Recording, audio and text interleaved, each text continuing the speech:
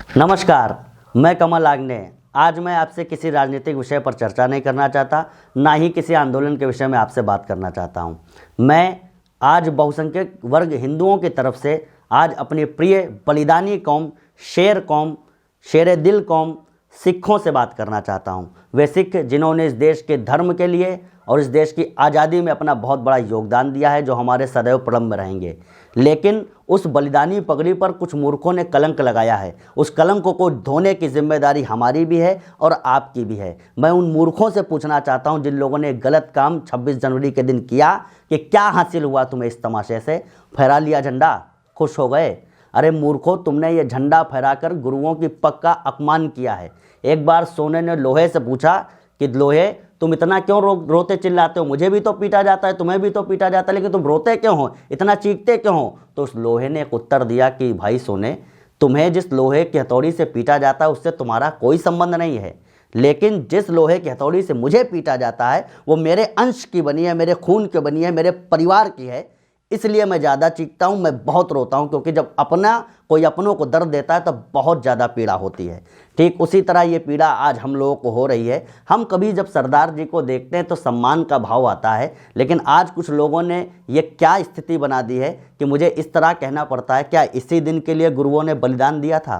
तुम्हारे आंदोलन में पाकिस्तान, ब्रिटेन, कनाडा के पालित कुत्तों ने हड्डी के लालच में अपने घर वालों को काटना शुरू कर दिया। सिख फॉर जस्टिस का एक मुखिया जिसका नाम गुरु पतवंत सिंह पन्नू है, वो इतना धूर्त है, वो सिखों के किसी आदर्श को नहीं मानता, पग तक ठीक से बांधना नहीं चाहता, दाढ़ी तक कटवाता है, अपने केश कटवा देता है। वो सिखों का मसीहा बना बैठा है, खालिस्तान बनाने की सोच रहा है। मुझे आंदोलन और राजनीति की चिंता फिलहाल अब नहीं है, मुझे चिंता अपने देश के भाइयों से होते हुए संघर्ष से है। मुझे पीड़ा है कि कुछ हरामखोर लोगों ने हिंदू परिवार के सदस्य सिख भाइयों को अलग करने का घृणित प्रयास प्रारंभ कर दिया है। आंदोलन में योगराज जैसे नीच ने हिंदू माताओं को गद्दार तक कह दिया। मूर्ख, परम पूज्य नानक बाबा की मां तृप्ता देवी हिंदू ही थी। तूने हिंदू माओं के साथ अपनी खुद की मां को गाली दी है। बेवकूफ, शर्म कर बेहुदे, शर्म।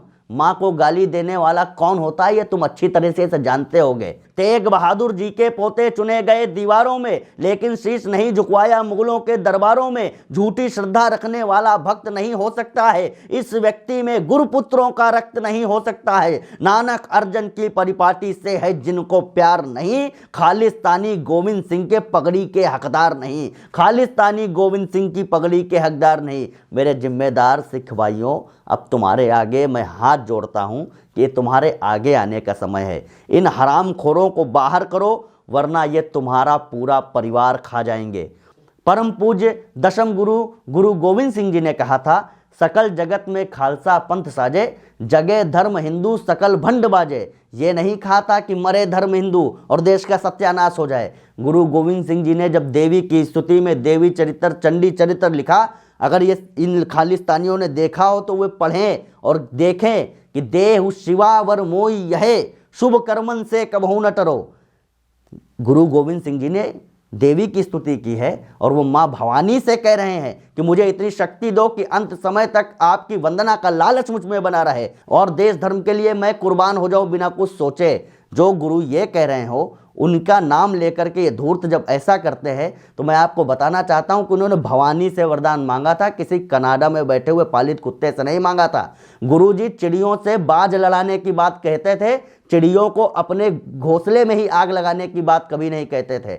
हिंद दी चादर कहे जाने वाले 9वें गुरु हमारे तेग बहादुर जी कश्मीरी ब्राह्मणों के लिए लाल किले के सामने अपना शीश कटवा कर चले गए, लेकिन इस आंदोलन में ब्राह्मणों को और हिंदुओं को तमाम तरीके की गाली दी गई। आज उनकी आत्मा को कितना कष्ट हो रहा होगा आप सोच भी नहीं सकते। खालसा देश धर्म की रक्षा की सेना है। पाकिस्तान, ब्रिटेन और कनाडा में बैठे हुए कट्टरपंथियों के बाप की बपौती नहीं है। इस खालसा को गलत हाथों में मत जाने दो मेरे सिख भाइयों। मेरे प्यारे सिख भाइयों, आज मैं आपसे हाथ जोड़ करके कहना चाहता हूँ, वाम पंथ के इस कुचक्र से बाहर निकलिए। मेरे धर्म की आन बचाने वाले गुरुओं, शेर कौम की सिख भाइयों, जरा खालिस्तानी हरामखोरों से ये पूछो कि वे अपना देश कहाँ बनाना चाहते हैं। वे क्या पंजाब में अपना देश बनाएंगे? वे क्या जम्मू में अपना देश बनाएंगे? वे कहाँ पर जाना चाहते हैं जहाँ पर खालिस्तान वो बनाना चाहते हैं? ज़रा उनसे पूछिएगा कि क्या उनके खालिस्तान में ननकाना साहब होगा? क्या वो पाकिस्तान के पंजाब को इसमें मिला पाएंगे? अफ़गानिस्तान में सिखों की छूटी ज़मीन, घर, व्यापार क्या दिला पाएंगे?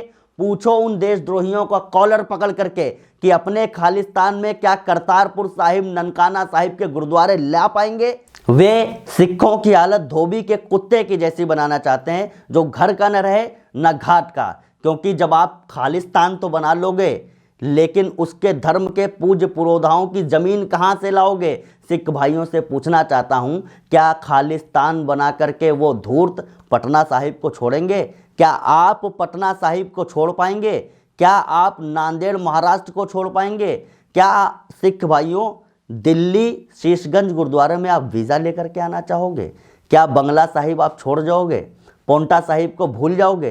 कितने देशों का वीज़ा लेकर के अपने गुरुओं की भूमि तक की यात्रा करोगे? खालिस्तानी धूर्तों, अगर तुम्हारी औकात है तो भारतीय सीमा से 3 किलोमीटर दूर करतारपुर साहब को ही भारत में मिला के देख लेते। अगर चाहते हो बनाना तो ननकाना साहिब को राजधानी बना करके खालिस्तान बनाओ, तो हम जाने। गुरुओं ने देश धर्म की रक्षा करने के लिए हथियार दिए हैं, अपनों का गला काटने के लिए तुम्हें हथियार नहीं दिए हैं। मेरे बहुत प्रिय कवि वेदव्रत वाजपेयी जी ने लिखा कि ननकाना की ओर चलो फिर पौरुष ने ललकारा है, ननकाना की ओर चलो फिर पौरुष ने ललकारा है, खालिस्तान न मांगो सारा हिंदुस्तान तुम्हारा है। मेरे सिख भाइयों, ये हिंदुस्तान, पूरा हिंदुस्तान आपका है, ये कहीं आपको जाने की ज़रूरत नहीं है। और आप उस पेड़ के फूल हैं जिसका नाम हिंदुस्तान है, जिसका नाम भारत है, जिसका नाम आर्यावर्त है। किसी को इसकी जड़ मत काटने दो। अगर इसकी जड़ काटोगे तो आप स्वयं अपने आप ही मुरझा जाओगे। भारत ही आपका पहला और आखिरी ठिकाना है। गुरुओं को भारत ने जो सम्मान दिया है वो कोई नहीं दे पाएगा।